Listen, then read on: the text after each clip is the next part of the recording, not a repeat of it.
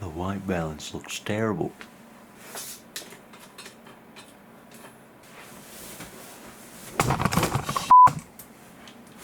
This ain't gonna work.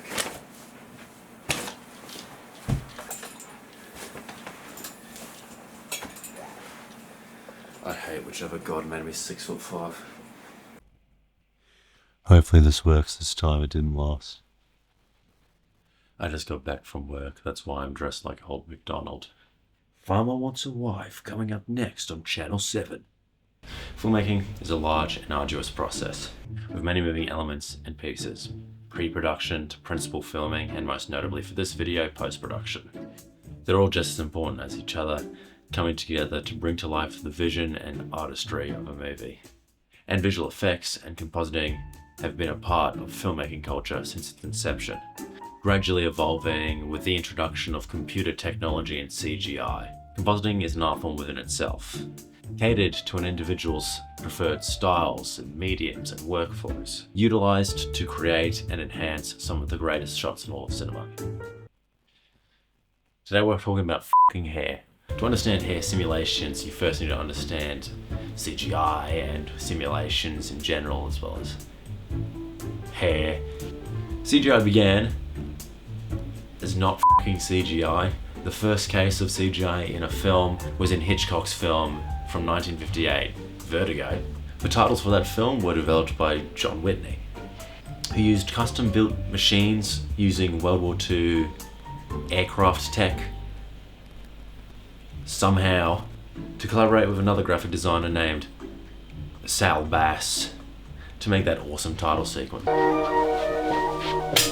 Way further down the line, in 1972, the short film A Computer Animated Hand, yes, that's what it's called, featured a computer animated hand. Created by Edwin Catmull and Fred Park, Catmull used his own hand to create the plaster cast. The two then added 350 triangles and polygons with just ink or paint or whatever the fuck, and after a lot of math and dark magic, they were able to convert that into digital vertices on a computer program. These were able to be animated into this horrifying shit. This opened the doorway to Pandora's box, which is CGI, which is a legacy that has been added to and not created by an individual, but hundreds, maybe thousands of people for decades upon decades. Back to hair. In 1979, as CGI was continually being developed and expanded upon, a CGI artist named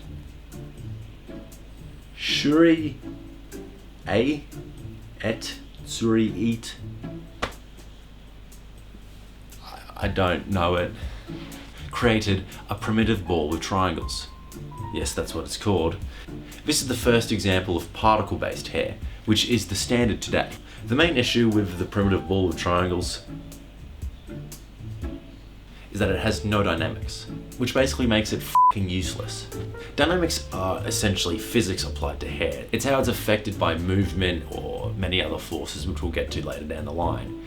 They didn't really come along in simulations until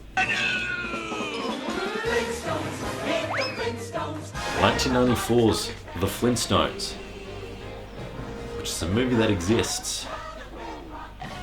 And this thing is a piece of history.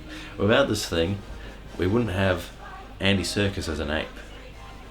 We might not even have Andy Serkis at all. No!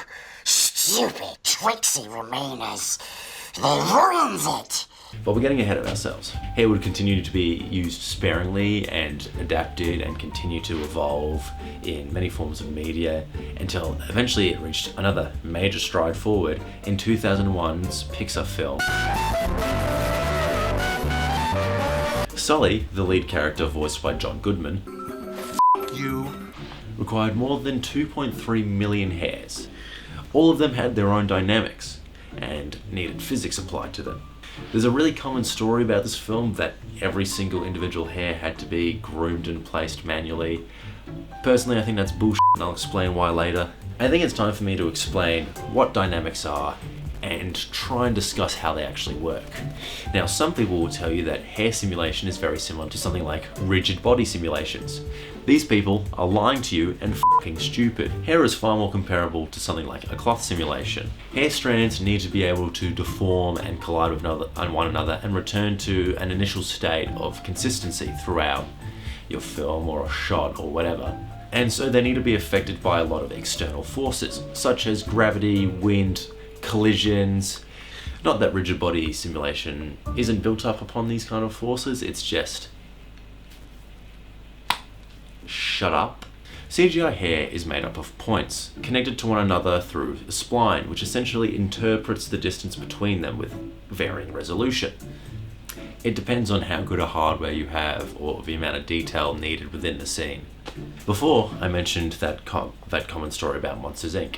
And what people say is that each hair, one by one by one by one, was placed and animated, which I don't think is true. What's far more likely is that the animators used guide hairs. Essentially, what an artist does is they take their model and they will place a series of guide hairs around the model. It's not a cheat and it's not necessarily easier than doing it by individually, but what it will do is the space in between them will interpolate the hairs where they should be. It saves a lot of time when creating a model and animation, as well as render time, which is a whole different can of worms that we're not going to get into in this video. Again, I'm not insinuating this is any kind of a cheat. It's actually the industry standard and the most effective and best looking way of doing this. Hair simulations have come such a long way since primitive ball of triangles. In fact, so far that anybody can do it for free.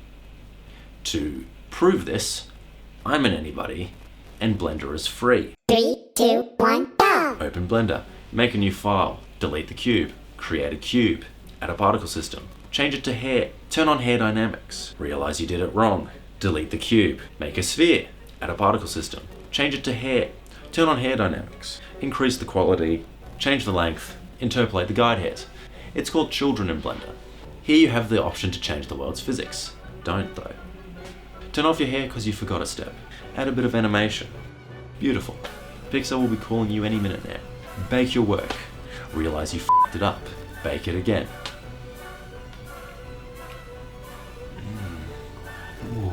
Now add a hair material to make it look like hair.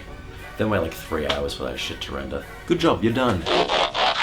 Hair is no longer used just in films either. We can actually find it in things like video games. To mixed results. Ew. But like any technology, it's constantly evolving and getting better. To wrap up, I'd like to get a little bit serious. In 2024, I sat down to watch Kingdom of the Planet of the Apes in IMAX. I was blown away from everything in this film, from the great performances, direction, and of course the beautiful visual effects and CGI. Hair dynamics have come such a long way since primitive ball with triangles, and it's at a point now where I think literally anything is possible with CGI, which we can see in films like Avatar. But I was blown away most by, spoilers, the bridge sequence is a technical marvel, as the character Raka holds on for dear life in the rapids of the water.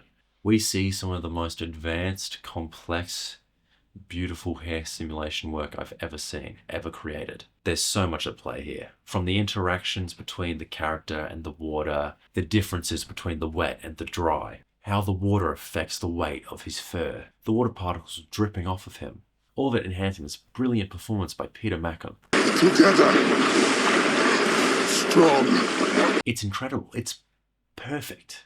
It is the greatest example of CGI I've seen in my life. So when the 97th Academy Awards rolled around with Kingdom of the Planet of the Apes nominated for Best Visual Effects, I sat there waiting just to watch them accept and commend them on this brilliant achievement and award that they were so deserving of.